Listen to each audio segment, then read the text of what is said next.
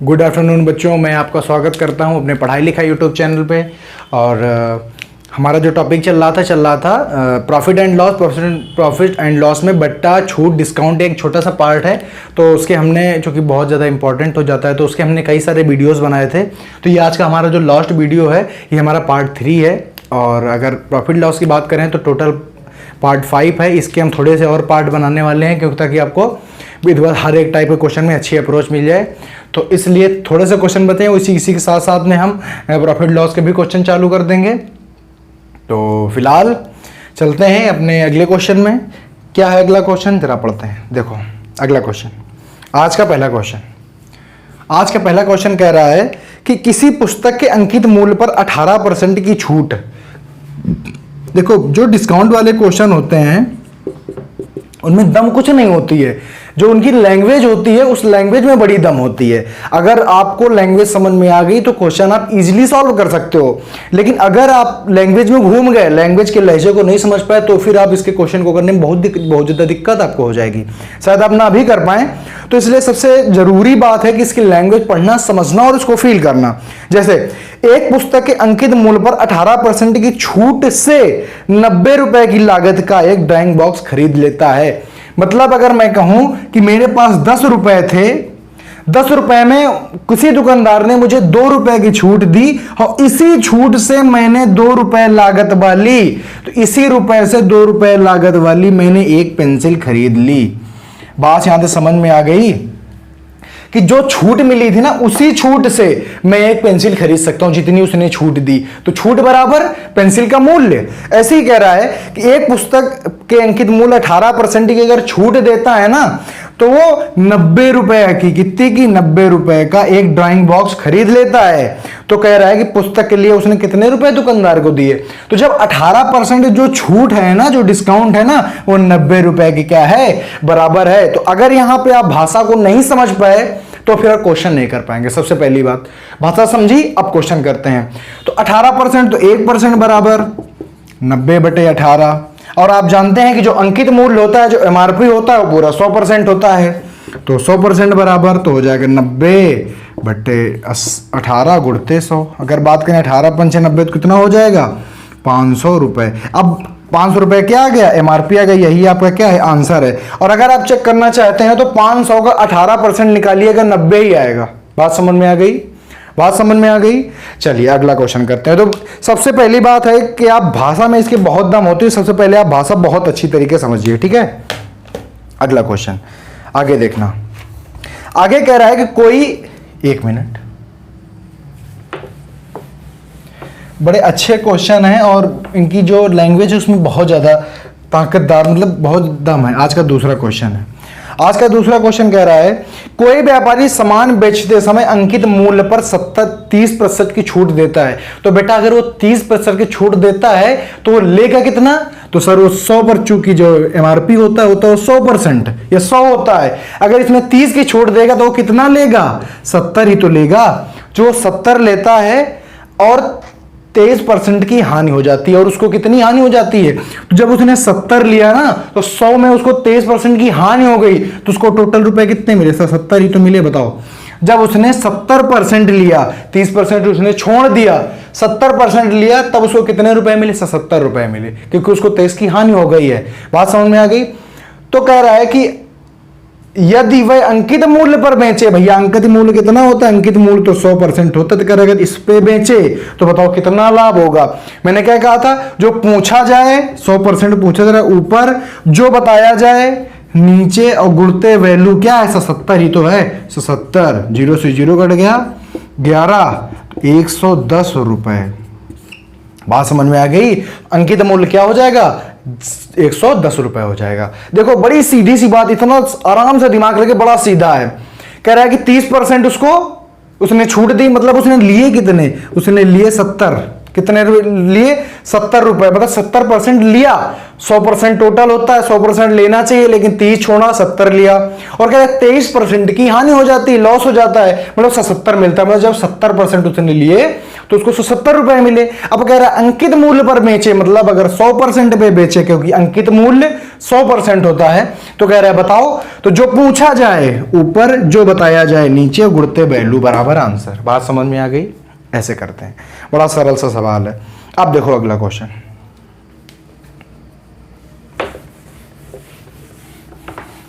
अगला क्वेश्चन है, एक पंखे का, कह रहा है कि एक पंखे का अंकित मूल्य 150 रुपए है। तो भैया एमआरपी दिया गया है तो लिख लेंगे एमआरपी। आज का तीसरा क्वेश्चन है, एमआरपी बराबर 150 रुपए। अब समझना, देखना है यहां पर कैसे करेंगे।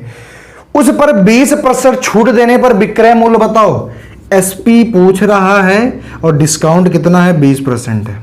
अब देखो डिस्काउंट दे रहा है ना, अगर हम यहां से सीधे डायरेक्टली करें तो हम लिखेंगे 20% बराबर 1/5 होती है फ्रैक्शन। नीचे क्या आता है बताओ?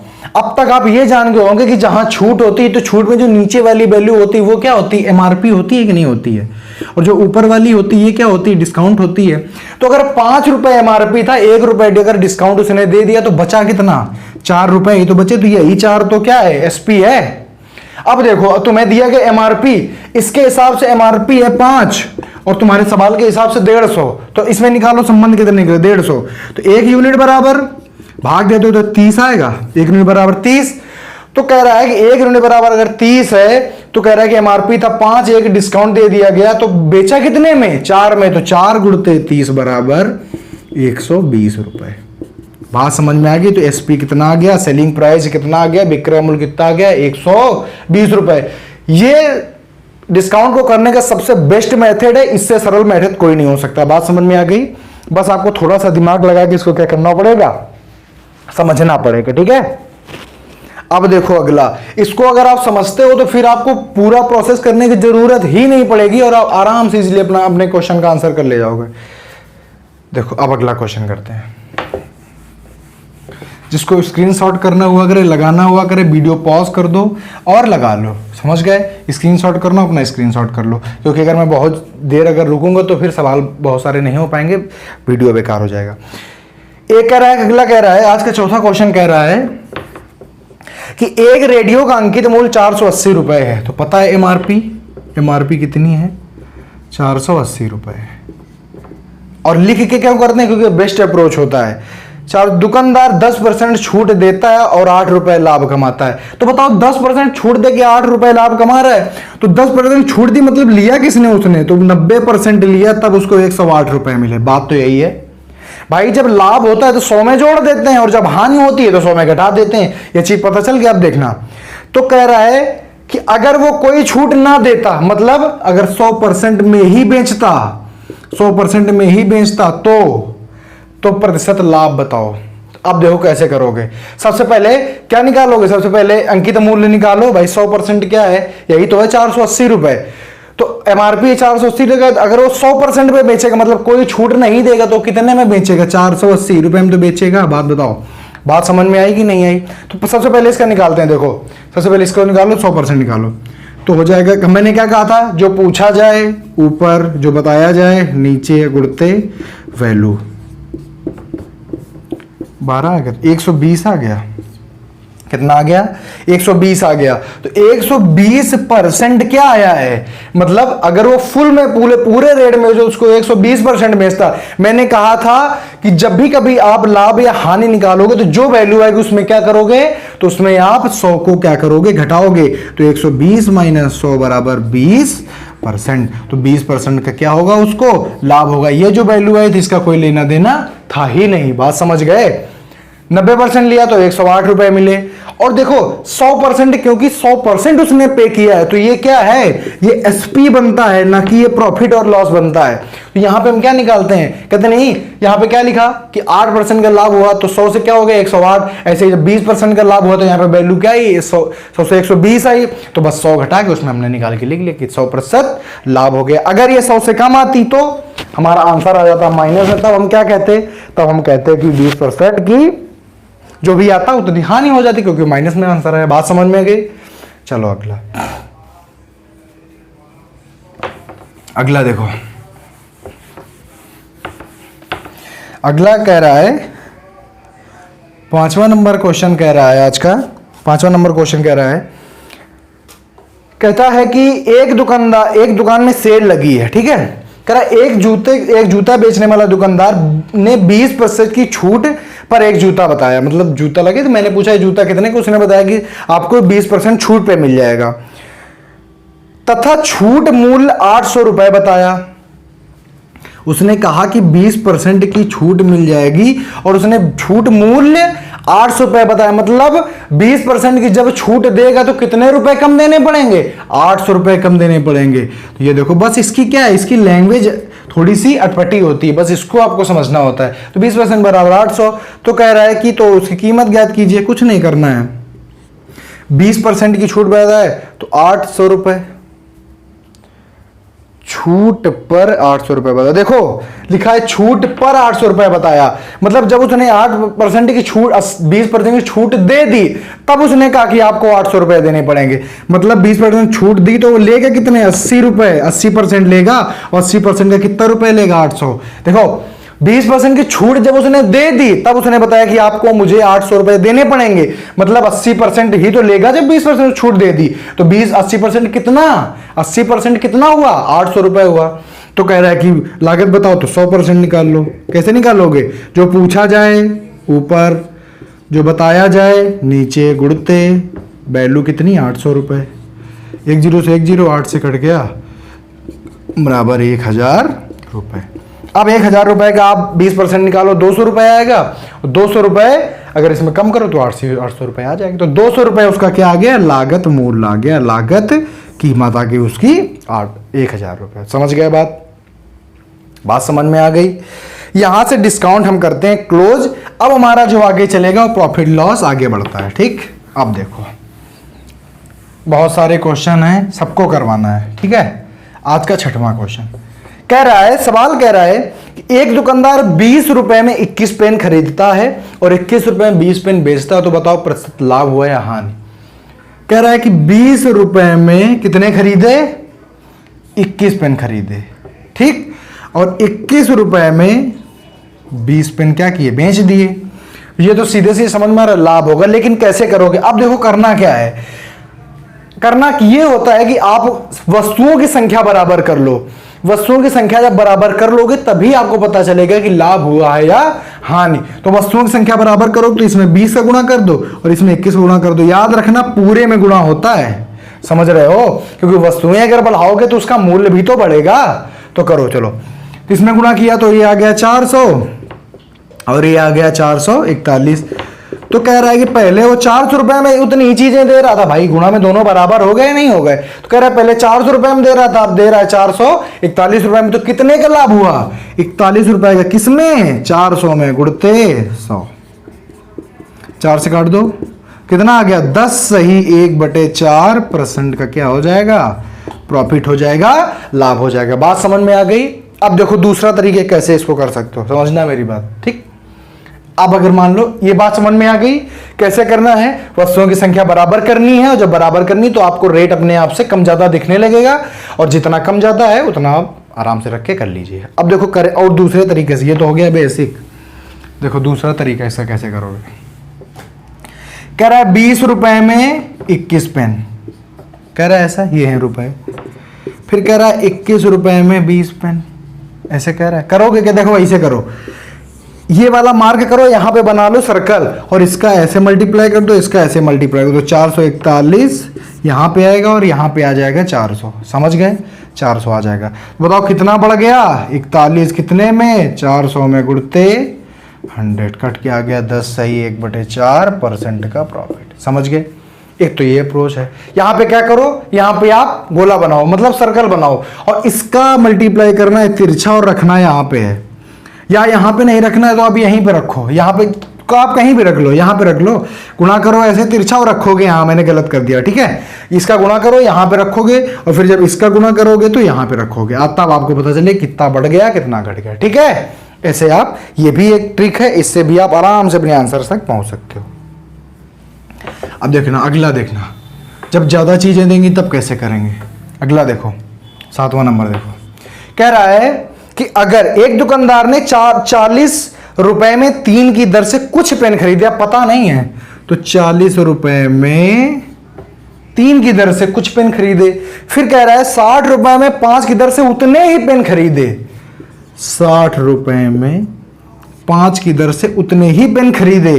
फिर कह रहा है 50 रुपए में 3 की दर से बेच डाले सब, 50 रुपए में 3 की दर से सब बेच डाले। तो कह रहा है बताओ प्रतिशत हानि हुई या लाभ। अब देखो तुमको करना क्या है, ये दोनों क्या किए गए हैं, ये दोनों खरीदे गए हैं, क्या किए गए हैं, और ये क्या किया गया है, बात पक्का, ये दोनों खरीदे गए, ये बेचे गए हैं। तो सबसे पहले ये तो देखो टोटल कितना खरीदा गया है, तो सबसे पहले इनकी संख्या बराबर करो, तभी तो इनका रेट बराबर होगा। क्या करना है, यहां पे 5 से गुणा कर दो और यहाँ पे 3 से गुणा कर दो। ब्रैकेट लगाना कभी भी मत भूलना, वरना गलत करोगे, क्योंकि पूरे में गुणा किया जाता है। याद रखो जैसे जैसे वस्तुओं की संख्या बढ़ती जाती है वैसे वैसे उनका रेट भी बढ़ता जाता है। सपोज आप सोचिए, अगर आप 1 साइकिल खरीदते हैं तो 3000 की मिलती है, अगर आप 5 साइकिल खरीदेंगे तो 3 गुणित 5 15,000 की मिलेगी। तो मतलब जैसे जैसे वस्तुओं की संख्या आप बढ़ाते जाओगे वैसे वैसे रेट आराम से बढ़ता जाएगा। ठीक है, तो करो, तो कितना आ गया, 200 आ गया, और 3 से करो तो 180 आ गया। अब देखो टोटल चीजें 15 और 15, टोटल चीजें कितनी हो गई, 30। यहां पे टोटल रेट 380, तो 30 चीजें है ना, 30 खरीदने, 30 ही तो बेचना है, तो कितने गुना करोगे, 10 का। समझ रहे हो, जितनी खरीदोगे वस्तुओं की संख्या आपको यहां पे मेंटेन करनी पड़ेगी। यहां पहले जोड़ोगे, जो वस्तुओं की संख्या आएगी यहां पे उतनी ही चीजें आपको बेचनी है। बेच दिया तो 500 आ गया। अब देखो, अब रेट देखो, यहां पे रेट देखो, यहां पे 380 की 30 चीजें खरीदी और 500 की 30 चीजें बेच दी। तो भैया बताओ लाभ हुआ या हानि हुई, तो बेशक लाभ हुआ। कितना लाभ हुआ, तो भैया 120 रुपए का लाभ हुआ, किसमें, 380 में, और गुणते 100, तो हो जाएगा 1200 बटे कितना, 1200 बटे 38। तो आपका जो आंसर आएगा वो कितना आ जाएगा, 1200 बटे 80 हो जाएगा। तो आपका आंसर आ जाएगा 31 सही 11 बटे 19% का क्या हो जाएगा, प्रॉफिट हो जाएगा। बात समझ में आ गई।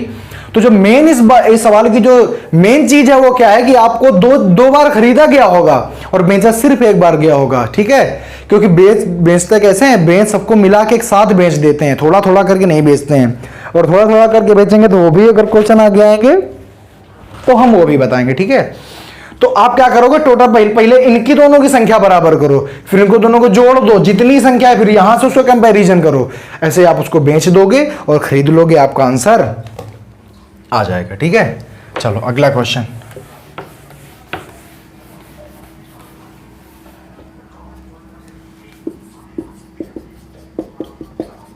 देखो अगला क्वेश्चन, अगला कह रहा है एक व्यक्ति 5 रुपए में 4 की दर से कुछ पेंसिल खरीदी, 5 रुपए में 4 की दर से कुछ पेंसिल खरीदी, कोई दिक्कत नहीं।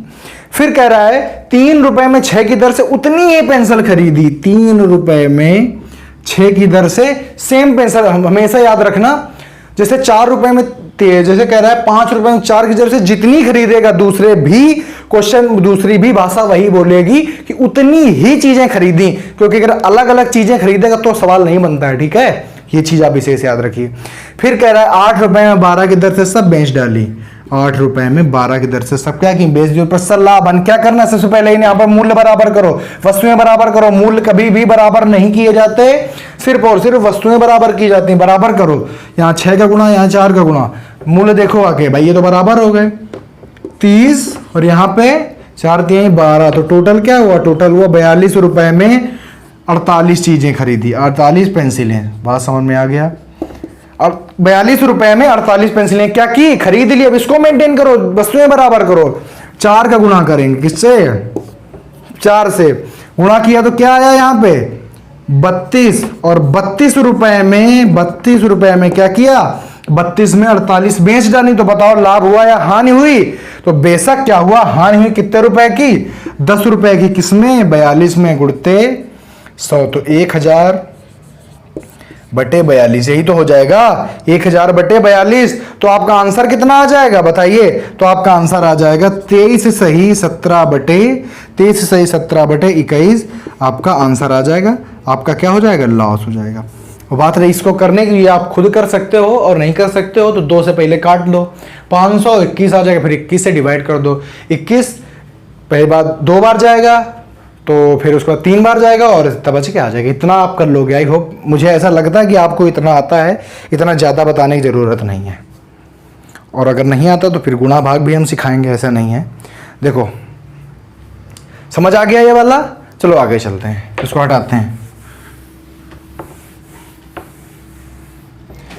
अब है आज का 9वां नंबर क्वेश्चन। 9वां नंबर क्वेश्चन कुछ इस प्रकार है, कह रहा है, देखो कह रहा है कि एक वस्तु को 8% हानि पर बेचा जाता है, यदि इसे 9% लाभ पर बेचा जाता तो 680 रुपए ज्यादा मिलते, तो वस्तु का क्रय मूल्य बताओ। देखो अब देखो मेरे हिसाब से मेरा अप्रोच समझना कैसे। हमने मान लिया कि इस जगह पे इस मूल्य पे वस्तु को बेचा जाना चाहिए, तो ना प्रॉफिट होगा ना लॉस होगा। क्रय मूल्य मान लो ये है। कह रहा है कि अगर वस्तु को 8% हानि पे बेचा गया, 8% पहले बात तो हानि पे बेचा गया, चलो कोई बात नहीं, लॉस था तो 8% बेचा नहीं, 8% लॉस पे बेचा गया, तो वस्तु को इस जगह बेचा जा रहा है, ठीक है, ये उसका रेट आ रहा है। अगर उसको 9% लाभ पे बेचा जाएगा, अगर उसको 9% प्रॉफिट पे अगर बेचा जाए तो वस्तु को इस एमआरपी पे बेचा जाएगा। समझ रहे हैं आप, मतलब इस विक्रय मूल्य में बेचा जा रहा होगा।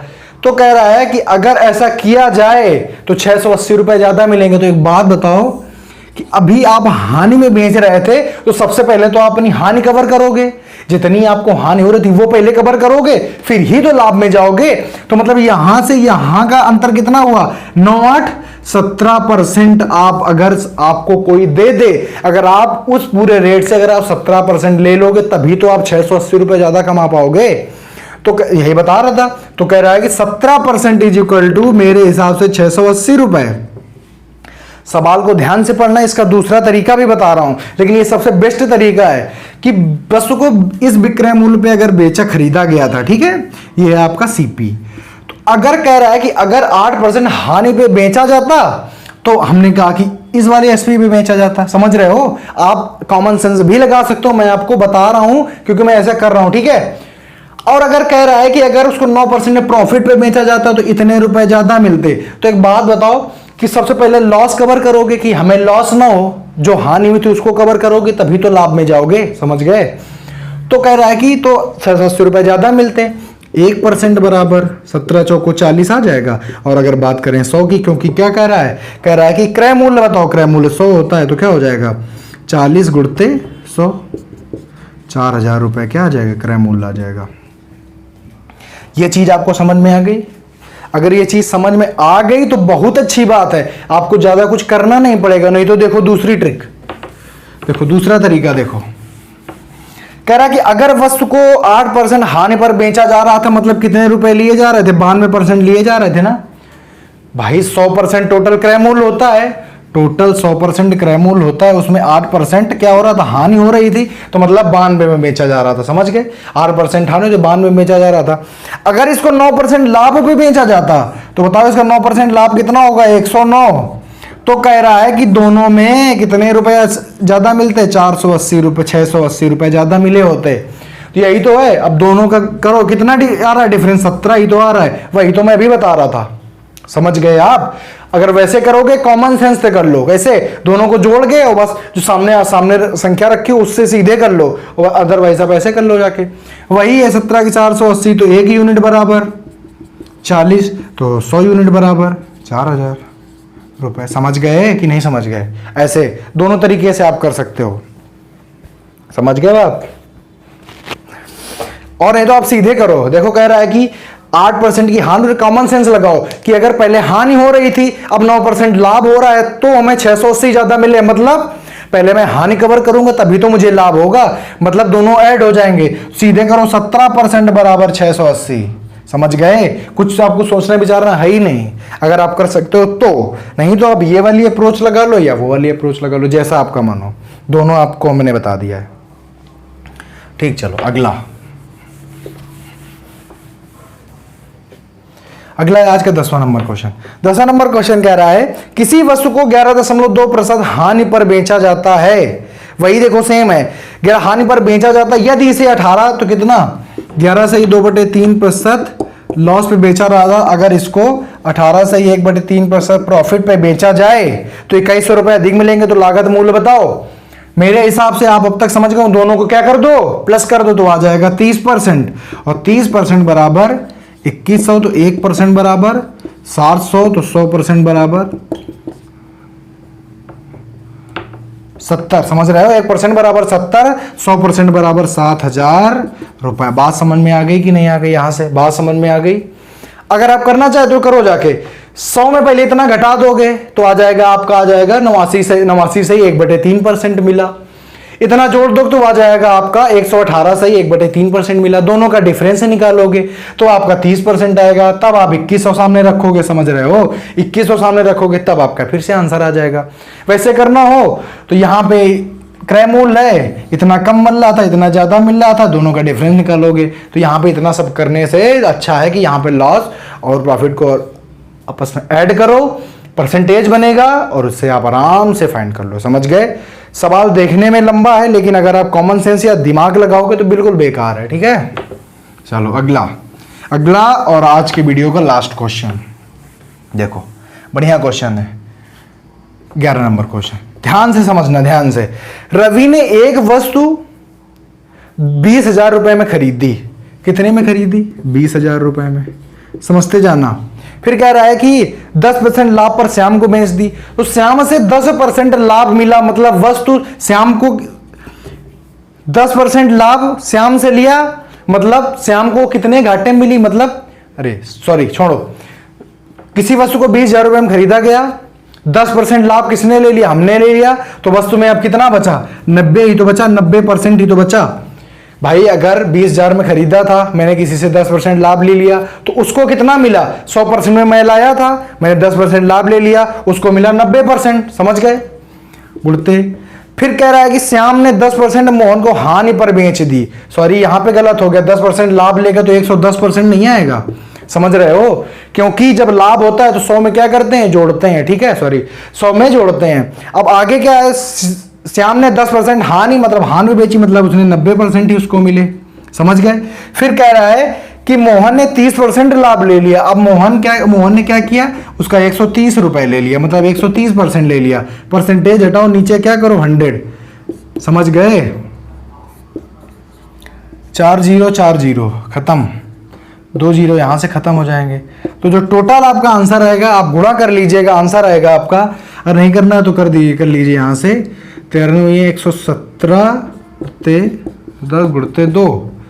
बात करें इसकी 14 3 2 गुणते, तो आपको जो आंसर आ जाएगा 4।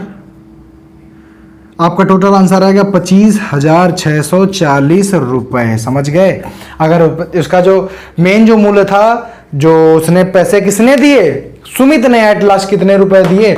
सुमित ने कितने रुपए दिए? 25,640 रुपए दिए। पूछ रहा था सुमित ने कितने दिए, तो यही तो है।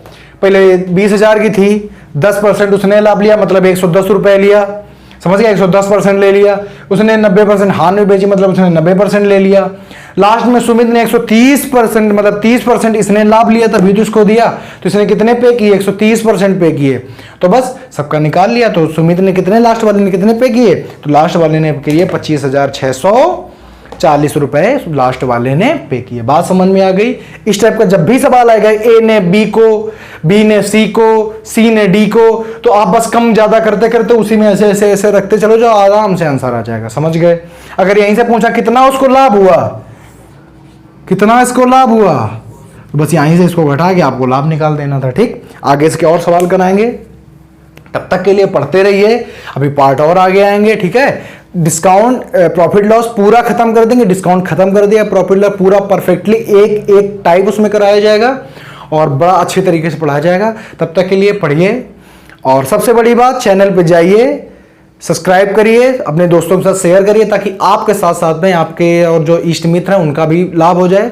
कोरोना के चक्कर में कोई क्लासें फिलहाल ऑफलाइन चलनी नहीं है, इतना करते जाइए। लाइक करिए, शेयर करिए, कमेंट करिए जो भी चीज़ें नहीं आ रही हैं। और तब तक के लिए हंसते रहिए, मुस्कुराते रहिए। जय हिंद, नमस्कार।